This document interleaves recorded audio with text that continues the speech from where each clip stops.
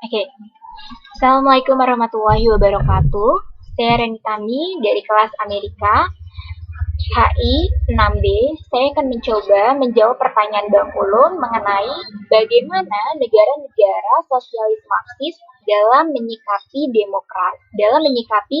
ideologi dasar demokrasi yang telah diterapkan oleh OAS. Sebelumnya, saya akan menjelaskan mengenai OAS itu sendiri. OAS adalah kepanjangan dari Organization of American States. OAS didirikan pada tahun 1948. Didirikannya, OAS ini adalah hasil atau buah kesepakatan negara-negara Amerika untuk memiliki sebuah kelembagaan dengan sistem dan norma yang telah disepakati bersama. Adapun beberapa tujuan didirikannya OAS adalah: pertama, untuk menciptakan perdamaian, kestabilan, dan keamanan di kawasan benua. Kedua, untuk membuat solusi dari masalah politik, ekonomi, hukum, dan HAM yang sampai sosial budaya. Terus selanjutnya, untuk memberantas kemiskinan, di mana kemiskinan itu adalah sebagai penghambat dari perkembangan demokrasi. Dan selanjutnya, untuk menciptakan sebuah demokrasi perwakilan. Dan OAS ini juga bisa digunakan sebagai senjata konvensional dalam memanfaatkan sumber daya alam secara arif dan bijaksana untuk mencapai pembangunan nasional.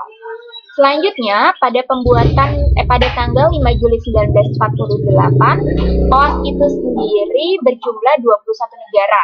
Di antaranya ada Venezuela, Kuba, Nicaragua, Peru, dan Bolivia. Selanjutnya, seiring perkembangan zaman dan adanya faktor interdependensi antar negara, negara-negara OAS itu bertambah 14 negara. Menjadi sekarang jumlah OAS itu sekitar 35 negara. Di dalam OAS memiliki prinsip demokrasi, dan dia juga memiliki prinsip non-interference. Prinsip non-interference ini merupakan produk dari Perjanjian Westphalia tahun 1648.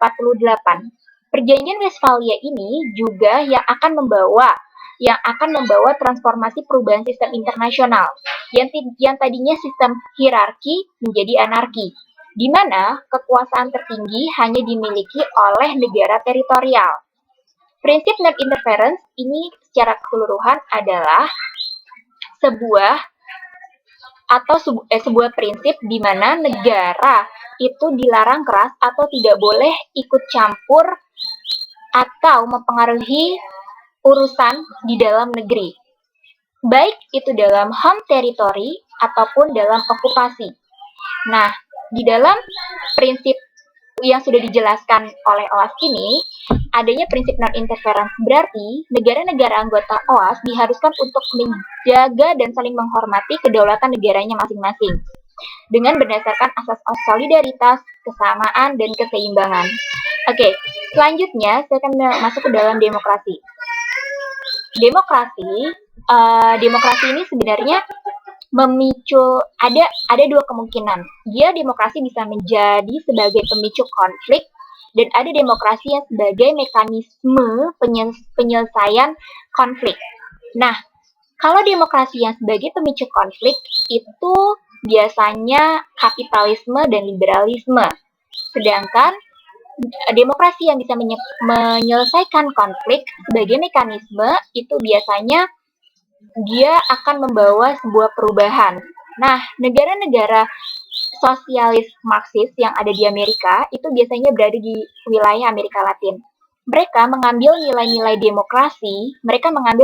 demokrasi untuk membawa perubahan dalam sistem domestik mereka. Yang tadinya sistem mereka itu adalah sistem otoriter yang sangat strict, yang sangat tertutup. Dengan adanya sedikit pengaruh demokrasi, itu akan membawa perubahan kepada sistem pemerintahan yang lebih terbuka, transparan, yang akan lebih menghargai hak asasi manusia. Di mana kita ketahui dengan adanya nilai-nilai demokrasi ini dulu di negara-negara sosialis Marxis itu masih adanya civil wars. Nah, dengan adanya demokrasi ini, negara yang tadinya sengaja menghilangkan hak asasi manusia itu lebih peduli dengan hak asasi manusia. Nah, sebelumnya di negara-negara sosialis Marxis itu mereka dalam perkembangan demokrasinya itu terhambat oleh birokrasi, oleh nepotismenya mereka masih banyak kasus-kasus korupsi, itu masih banyak kerap terjadi. Namun perubahan yang dialami oleh negara sosialis Marxis itu dalam mengimplementasikan demokrasi tidak dapat berlangsung secara keseluruhan, tetapi itu harus secara bertahap. Secara bertahap harus melakukan penyesuaian dengan masyarakat setempat. Nah, penyesuaian ini kalau tahap secara bertahap, pertama ada beberapa tahapannya. Ada pertama yang namanya reform atau reforma. Itu adalah di mana dari kalangan elit yang sedang berkuasa sendiri yang ingin mempelopori perwujudan demokrasi di dalam negaranya. Nah, yang tahap kedua itu adalah replacement. Di mana tahap replacement itu adalah kelompok oposisi yang mempelopori perwujudan demokrasi. Dan yang ketiga itu adalah trans replacement.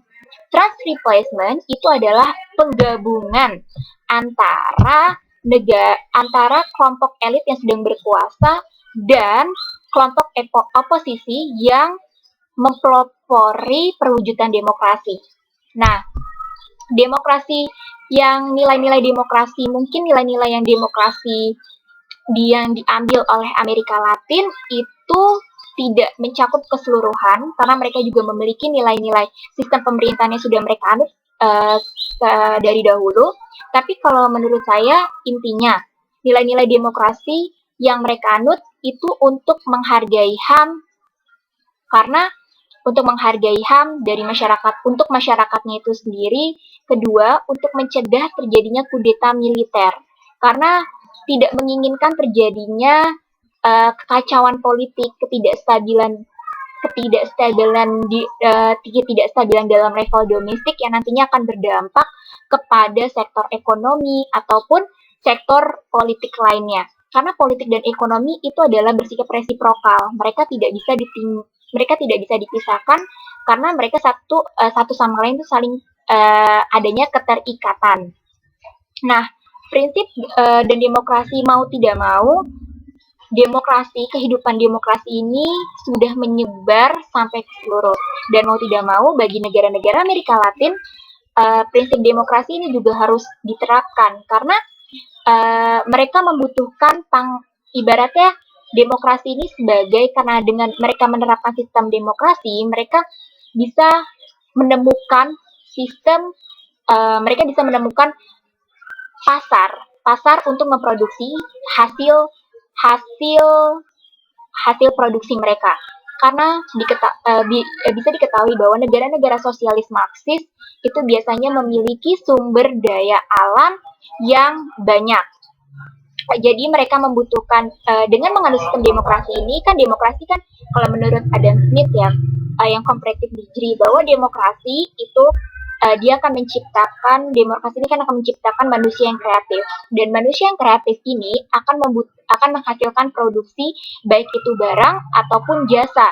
Nah, dari hasil menghasilkan produksi barang atau jasa ini akan membutuhkan pasar untuk memperkenalkan produk hasilnya. Nah, jadi demokrasi ini mau nggak mau itu juga harus diterima oleh negara-negara Marxis sosialis karena mereka yang nantinya itu akan adanya interdependensi karena adanya interdependensi antar negara ini nantinya akan menciptakan kerjasama regional. Nah, dari kerjasama regional ini akan menciptakan keamanan di kawasan benua yang stabil yang bisa sehingga tidak terjadinya efek domino. Terus selanjutnya demokrasi